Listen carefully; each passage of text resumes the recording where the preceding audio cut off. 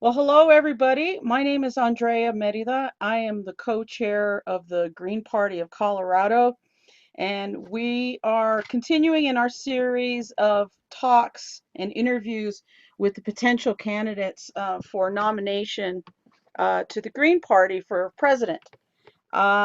Today we have on the line Dr. Jill Stein. Many of you will recognize already because, as you might know, she was our 2012 presidential nominee, did very well, has, hit extremely high watermarks in that campaign, being the female candidate for president that has received the most votes ever. Is a physician that comes originally from Massachusetts and really has been stumping for the last several years. She never stopped campaigning. So I want to introduce Dr. Stein to you, and I'm going to let her tell you a little bit more about her. We do have some people that are watching right now that maybe are not so familiar with her campaign. So we'll let her tell you more about her and about some of the aspects of her campaign that she's rolling forward. Dr. Stein. Thank you so much, Andrea. Thanks to you, to the Colorado Green Party, and Greens all over the country and all over the world. You've been doing the hard work of creating this party for the past couple of decades. We've been ahead of the curve, and in many ways the curve has caught up to us in a way that's incredibly exciting. So I really want to, if there's anything I can leave you with today, it's really a sense of what a transformative moment this is, what we've been working for in our lives, a social movement for democracy and justice and sustainability, and giving that social movement a political voice. And as Greens, we've really tried to work in both of those dimensions, building these social movements in our communities and, in our states and across the country, as well as building a political voice. And it's so exciting that these two strains are coming together right now, that as social movements, we're realizing we have to have a political voice. And those who've been working on electoral politics are recognizing that we've got to be in there helping to lead the charge on the social movement. So these strains are crossing right now, and it's incredibly powerful and exciting. And our campaign is really experiencing that excitement. Having done this 4 years ago, it is so real and palpable how much progress we've made and how our work is really accelerating right now. And this is very much, I think, the fulfillment of what so many of us have been working on all of our lives. We are in that transformative moment right now as this movement for democracy and justice, for immigrant rights, for Black Lives Matter, for living wages, for clean renewable energy, for a foreign policy based on international law and human rights, not on domination, economic and military domination. All these things are really coming together, and people are standing up for those movements and standing together like we haven't seen in generations. And people are realizing that we can't do that with the same old political parties. The parties, the Democrats and Republicans, who are both funded by predatory banks, by fossil fuel giants, by war profiteers, the change is not going to happen under their watch and under their guard. This is up to us, we the people, in a broad social movement with an independent political voice, a voice of opposition, because as Frederick Douglass says, power concedes nothing without a demand. It never has, it never will. We have to be that demand. People often tell us, oh, you're just a third party, you're marginal, why even bother, especially at the national level. It's really important, I think, to lift up the solutions we represent, the vision and the values at every level of government. And in fact, by doing that in the presidential campaign, we can help give voice and give support to the movements and to our party at the local and the state level. So the two very much work together. And it's important to realize, in the words of Alice Walker, the biggest way people give up power is by not knowing we have it to start with. And we have the power enormously now more than ever. If you look, for example, only at students in debt, young people, and now not so young people who still owe student debt. That's 43 million. Just remember that 43 million is enough to win a three-way presidential race. We are the only campaign, we Greens are going to be the only ones on the ballot in the presidential race that provides a future for these 43 million young people who are locked into predatory student loan debt. If that word gets out, we actually have the potential not just to make a huge impact, but even to win. Don't let anyone tell you that this is an unwinnable race or why bother, because in many ways there's no better constituency out there for networking than that. Add to that 25 million Latino voters who've learned that the Republicans are the party of fear and hate, and the Democrats are the party of deportation and night raids and detentions. So you put together 43 million young people in debt and 25 million Latinos who have the right to vote, and many other immigrant groups who've likewise seen how not only undocumented, but immigrants as a whole are being treated by Democrats and Republicans. We have the potential for a winning coalition. So we have the vision, we have the values, we have the numbers. It's really a matter of our standing up with the courage of our conviction and getting the word out and seizing the moment, rejecting the lesser evil and standing up and fighting for the greater good like our lives depend on it. We can have an America and a world that works for all of us, that puts people, planet, and peace over profit. The power to create that world is not just in our hopes, it's not just in our dreams, it's right here and now, it's in our hands. Let's make it so. Great. Well, thank you very much for that. I want to maybe throw you a little bit of a curve with this particular question, which is kind of the elephant in the room right now among registered Greens and party loyalists, and that is the news, or maybe the unintended news, that you are looking for collaboration with Bernie Sanders. Is there a way that you can clarify for Greens what you actually meant? You may recall the Green Party reached out to Bernie Sanders before he declared as a Democratic candidate. The Green Party has been reaching out to Bernie Sanders for a long time. I'm pretty sure we reached out to him in the 2012 race as well. We've long been looking to establish a dialogue with other independent political candidates. Bernie Sanders then went on and became a Democrat. But we've long been putting out the word that we need to build independent politics. Many of the people who support Bernie Sanders also support our campaign. And if you go to our Facebook page, you'll see it's all over the place. For many people, we're Plan B when they see that Bernie will be and is being sidelined and marginalized. And for others, we're Plan A, who already know that the Democratic Party is a counter-revolutionary party that does not tolerate a revolutionary campaign. So there's enormous intersection between our supporters. And they are asking us all the time, is there possibility of your working together in some way? And the only answer to that I can give is that we Greens have long been reaching out to Bernie Sanders to see if there is some way we can collaborate. We have not yet gotten a response from him, so it's pretty clear that he's staying inside the box of the Democratic Party. But, you know, as people who are building a movement, we're always, I think, open to principled collaboration. We just haven't had that return phone call yet. Right. And I think it's safe to say, if I could insert a comment, we have elected Greens all over the country right now, who are serving on school boards and city councils and county boards and all various types of elected offices where there aren't other Greens that are serving, and they understand the nature of collaboration and consensus.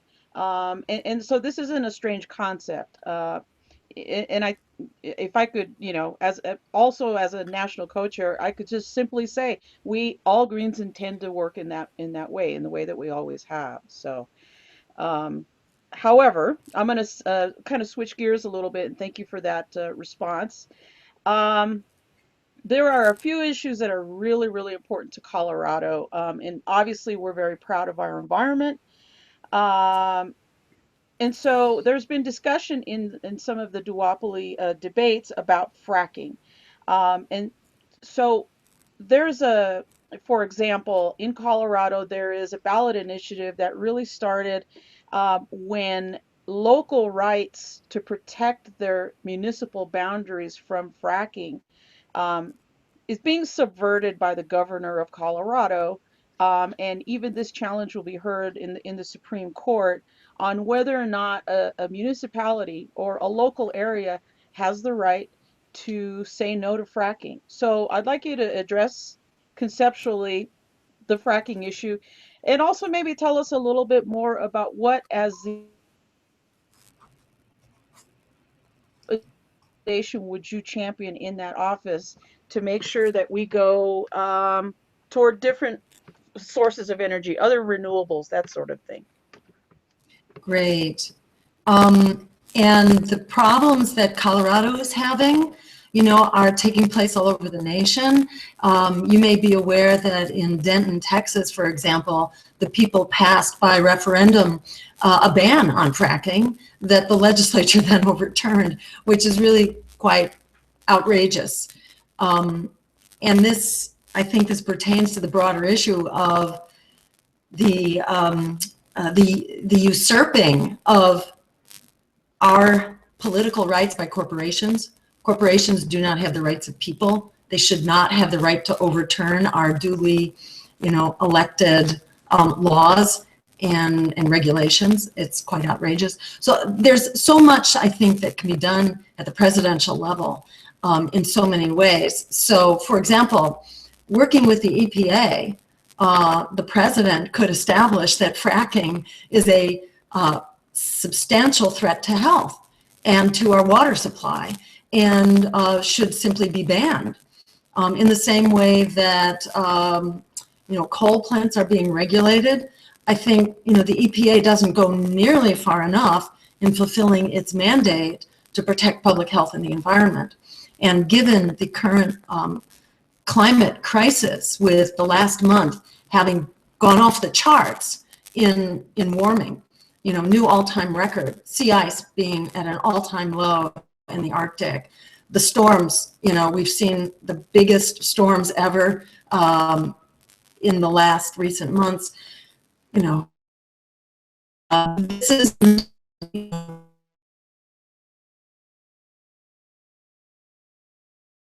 a massive threat, not only to human health, but to survival. And on that basis, what I would do as a president is not only establish a state of emergency, but clearly identify 2030 as the time frame in which we must achieve 100% renewable energy, and to establish a ban not only on fracking, but on all new fossil fuel infrastructure and exploration starting now, basically.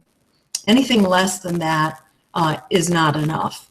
In addition, we need to, I think we need a constitutional amendment to end corporate personhood, so that it's clear corporations do not have the right to interfere in our elections and in our duly established laws and regulations.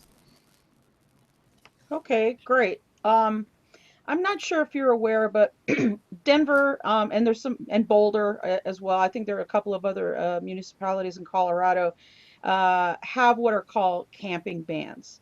We're one of the cities in this country that essentially is criminalizing homelessness, and basically the camping bans, the language of which would be something along the lines of, you can't stop in an area and put some sort of covering over you. You can't have a blanket, you can't have a sleeping bag over you, because that would constitute camping, and we don't allow that within the city limits. um, and so that's largely a local issue. However, the office of the president may have some impact on some of that situation. What could you do as president to help deal with the homelessness issue throughout the country? Well, this is really a national emergency, and unfortunately, your situation there in Boulder is repeated in cities all around the country, where not only are the homeless basically swept off the streets, but even efforts to feed the homeless and to feed the hungry have also become illegal. So we've criminalized not only poverty, we've also criminalized generosity and charity. It's, it's absolutely unconscionable. And the president needs to focus on this and bring the attention of the nation to it. In addition, we are calling for a bill of economic human rights, and that establishes not only the right to a job at living wages, as well as the right to health care and emergency access to drug treatment and addiction treatment and rehabilitation, where so many people with mental health problems wind up in the street, or in jail. So providing health care as a human right is a critical piece of this, but so too is the right to affordable housing. And it's inexcusable that in this country, we have more empty homes than we have homeless people. So there is no lack of resources or solution here. What we lack is, the basic values and community commitment of democracy. And, that's why, in my view, what we're doing as the Green Party, by taking the power, not only because we reflect the vision and values of the American people, the basic community values, but we basically have the numbers that it takes to turn this around on issue after issue. People support, the right to a job, even if it's a government-created job. Believe it or not, the American public in this day and age still supports that. They support living wages. They support cutting the military budget and putting those dollars into what we need here at home. There are many solutions that can be promoted at the national, state, and local level to deal with the housing emergency. So, for example, not only can we be building affordable housing, we can put our dollars back into public housing, which has basically been destroyed and dismantled as an institution over the last couple of decades. We can encourage communities to adopt rent control to stop this gentrification and the skyrocketing of home prices. And we can also institute policies at every level of government that firewall against pay-to-play influence, against influence peddling. Because if communities were determining their housing policies, then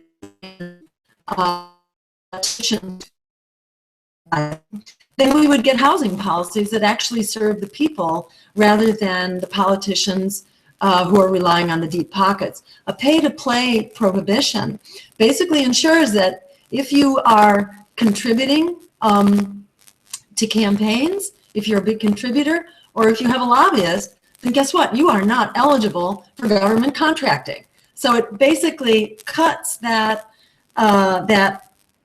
hotline between industry and government. That needs to be totally broken. Private dollars should not be buying public policy through the back room and through influence peddling. It's not only our housing, it's our healthcare, it's our school system, it's our military policy across the board. We need to break that very nefarious connection. Yeah, yeah, we absolutely need to do that. I think that to push back on the idea that people are homeless because they choose to be or because they may have mental illness. The reality of the situation is that our economic situation right now is a prime exacerbator of this homeless situation. And so I want to pivot now that we're speaking about the economy. Are you familiar with the plank that North Carolina sponsored to change the definition of economic systems that we're approving of as Greens? Yes, I don't know it in detail, but I have looked it over briefly. Okay, and just very, very briefly, just to let viewers know what I'm talking about, we're evaluating a proposed change in the plank on what our preferred economic systems, and this is alternative economic system based on ecology and decentralization of power, an alternative system that rejects both the capitalist system that maintains private ownership over almost all production, as well as the old narrative of state socialism that assumes control over industries without democratic local decision making. And so, given that, I mean, there's potential when things are localized and when industry is democratized to really level the playing field and kind of impact what's going on in a local economy. And so, yeah, that is a plank that we're evaluating for the Green Party platform. Um, Assuming that you are warm to this idea, what sorts of things could you do from the office of the president to facilitate a vision like that? I think this policy, which basically says that people, planet, and peace should prevail over profit. Right now, we have an economy that puts profit ahead of everything else. And this is really what our Green New Deal puts the details into, how we can drive this forward at every level. And what we've called for basically is an emergency program, because our economy is in a state of emergency, and so too is our environment and our climate, and everything in between. So we call for an emergency program to actually create 20 million jobs, living wage jobs that focus on transitioning our economy to a local and sustainable economy. And what the Green New Deal does is provide national funding, but that's locally controlled. And this is where that local decentralized element comes in, which is so critical. And actually it provides support not only for cooperatives, for government enterprises and jobs, but also for small businesses, community-based small businesses, not multinational corporations. So you basically have, a community effort, which is multicolored, to move us forward, to fast forward, in order to address the economic emergency, but also in order to address the climate emergency. And that means specifically to reach 100% renewable energy by 2030, to green our food systems so that we put an end to these food deserts, which are a major contributor to our public health epidemics and learning problems, and you name it, you can't do what you need to do in this world if you're poorly nourished. And this is sort of hardwired into our corporate agriculture system right now. And also we call for renovating our transportation systems, as well as our, restoring our ecosystems and other critical infrastructure. But the Green New Deal puts this into the hands of communities to decide what they need in order to become sustainable economically, ecologically, and socially. So I love seeing this platform, because it really begins to fill out the details with really beautiful completeness and language about what this is, and it's really a beautiful summary. Yeah, in Kudos. Colorado, it was yeah. Kudos to North Carolina, and we in Colorado, the Green Party here, we're the co-sponsor, is one of many, but we're proud to co-sponsor that as well. We here in Colorado, we have really great examples of some democratically run worker-owned collaboratives. We've got our Left Hand Brewery that's up around Fort Collins, and a couple of other places of that nature. We've got locally here in Denver, P&L Printing, that's also a worker-owned collaborative. So, these are systems that we already have experience with, and let's just kind of move that way. I guess is the position that the Colorado Greens have. I want to pivot a little bit even more. Um, we've got this issue of police brutality. Uh, you've been pretty active in in conversations and in movement work with regard to how policing affects communities.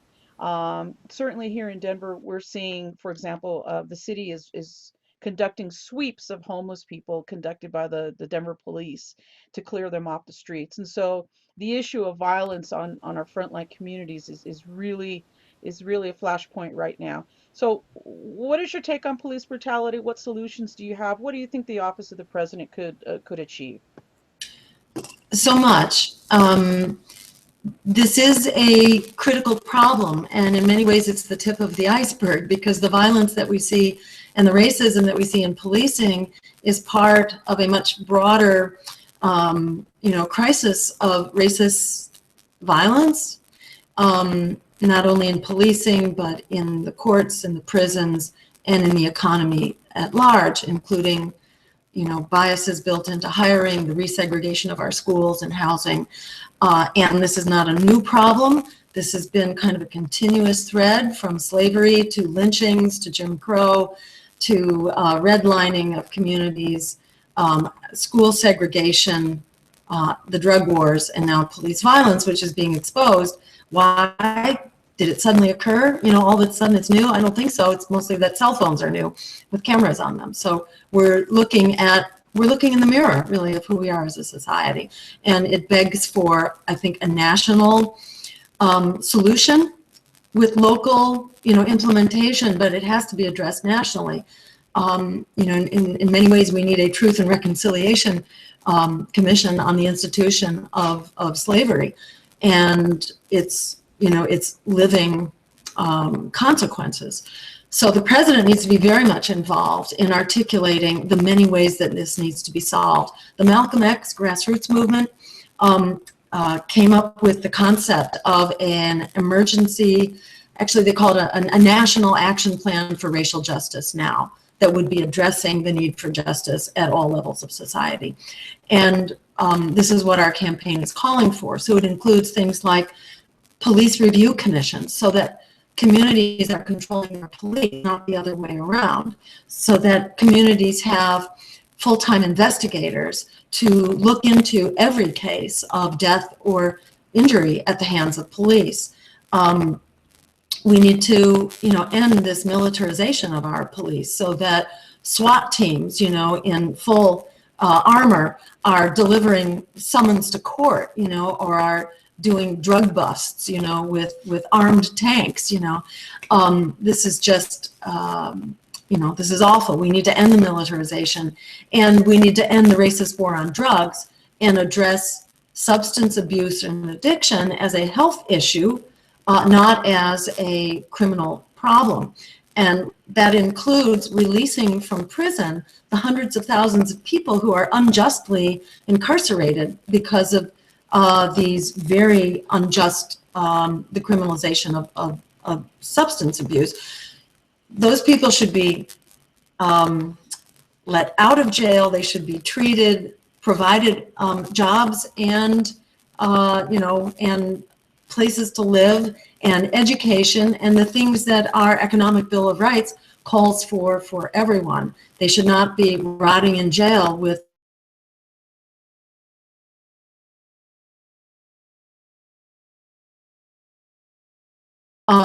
to address on the local and the national level. The president, for example, can simply instruct the Drug Enforcement Agency to use science. Wouldn't that be novel for the Drug Enforcement Agency to actually use science and end the classification of marijuana and hemp, which should not be classified substances?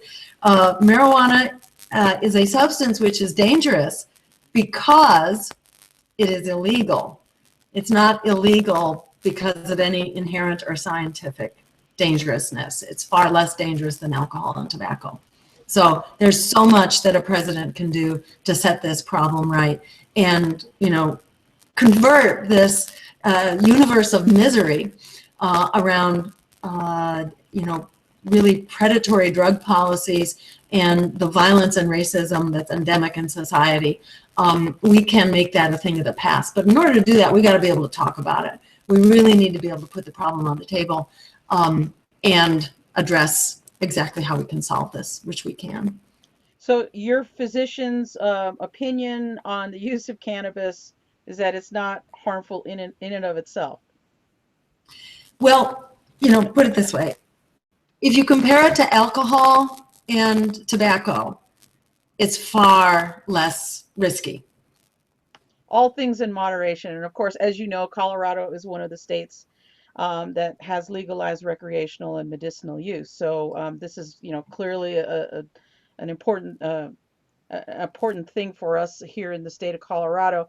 Um, Now, also want to, and I do want to point out, for example, that since legalization, our incarceration numbers have actually gone down, and so the proof is there that when you change that schedule, that good things happen to working class communities.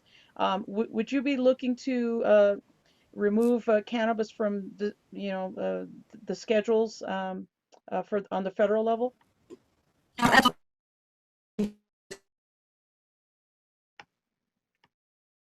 Brought to bear, there would be no way to justify cannabis being a scheduled substance when alcohol and tobacco are not.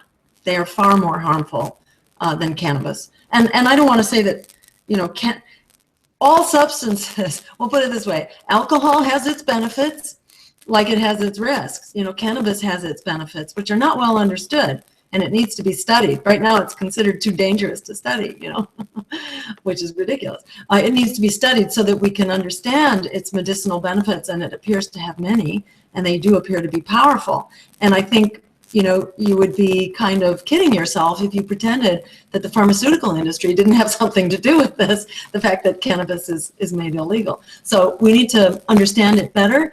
I think there's no doubt there are some risks, particularly pregnant women or young children, used in excess for other people who are not pregnant and who are not kids.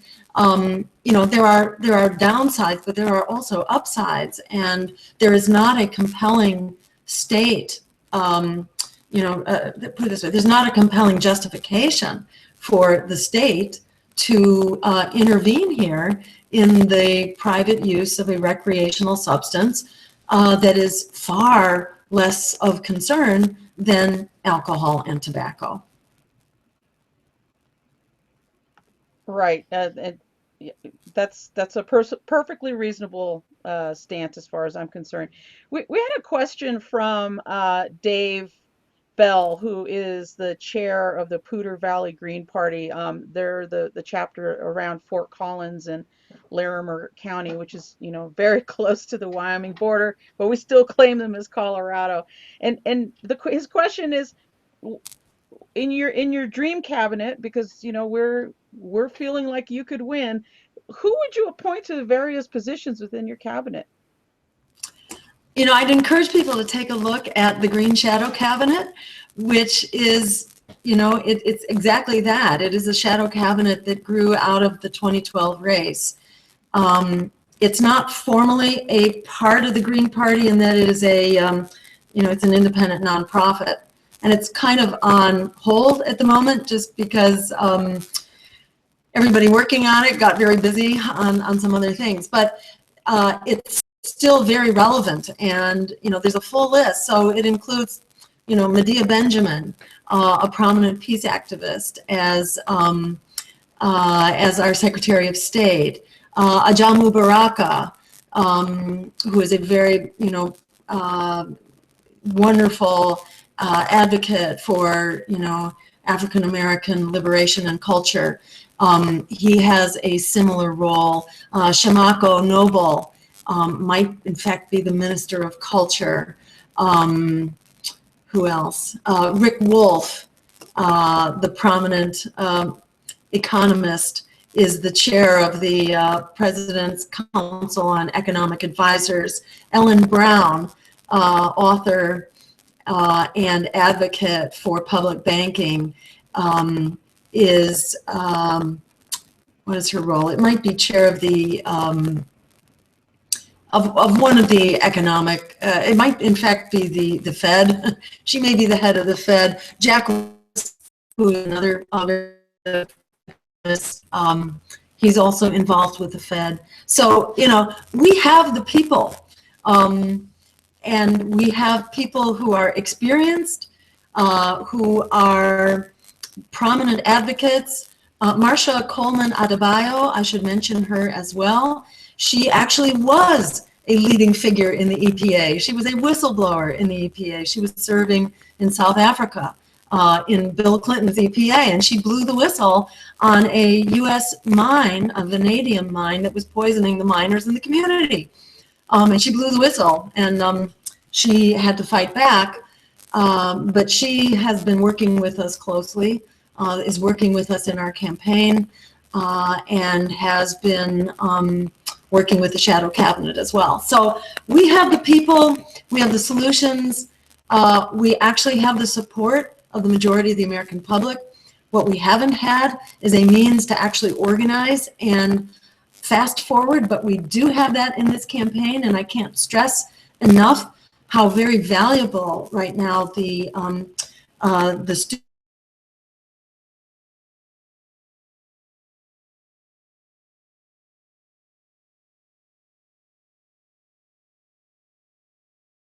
coming out to vote Green in 2016. They become missionaries for this campaign. And we are actually exploding on social media right now. Our social media accounts have doubled and tripled in like just the last couple of weeks. And as people begin to see that Bernie Sanders' days are numbered by the Democratic Party's sabotage,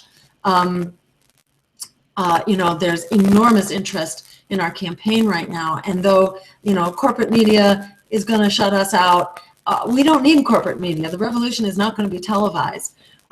We have our guerrilla media, we have social networks, and no one is better positioned to get the word out right now than young people in debt who can, friends don't let friends stay home from voting in 2016 when if we get together, we can actually take over this election and do what needs to be done, not only for justice on debt, but justice for immigrants, justice for human rights, for democracy, and for peace.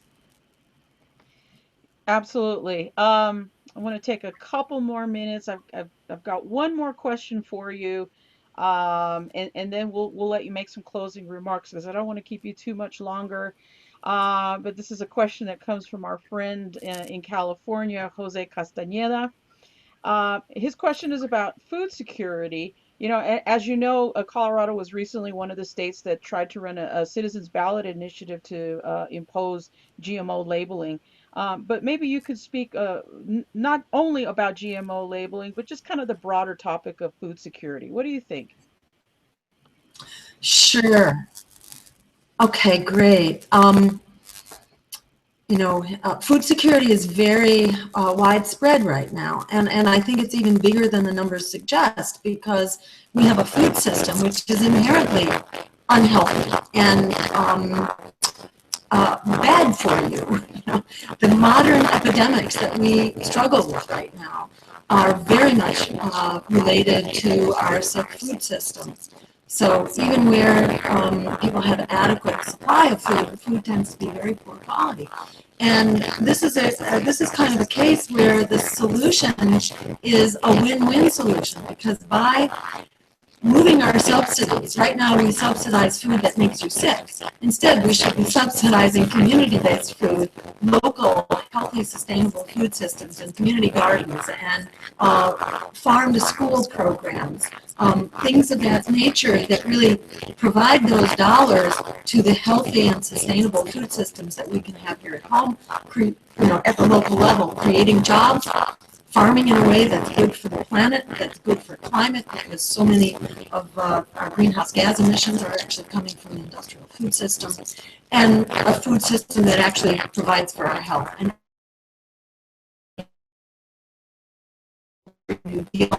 food deserts hit the communities that are most vulnerable, that are stressed in every other way, economically, against racial violence, with poor school systems.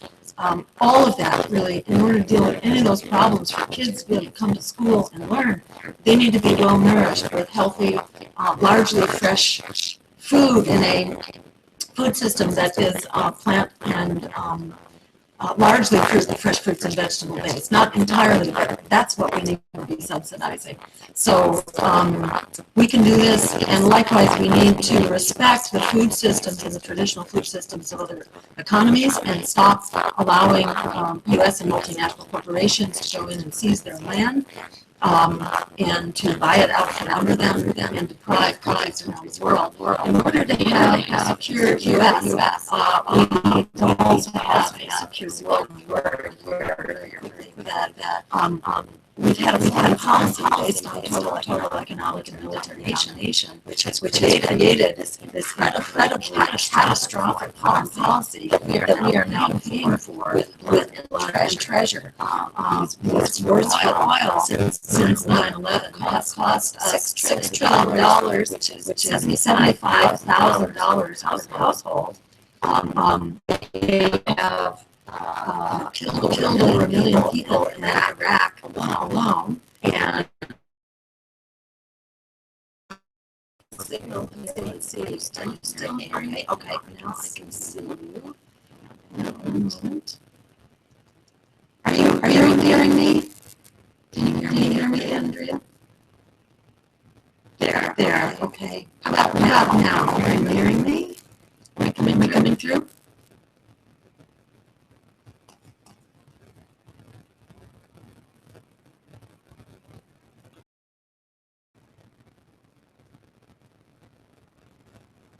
Okay.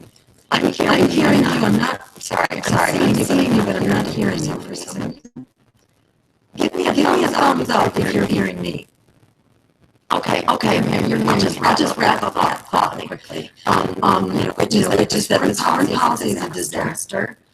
Not only killing 1 million people in Iraq, costing us $6 billion, tens of thousands of U.S. soldiers killed and maimed. But it's always failed states, mass migrations, and worse terrorist threats. So rather than doing more than and it costs us 54% of our discretionary budget, starving everything else. We're being bankrupt morally and economically. So instead of doing more of this catastrophic policy, we need a foreign policy based on international law, human rights, on diplomacy.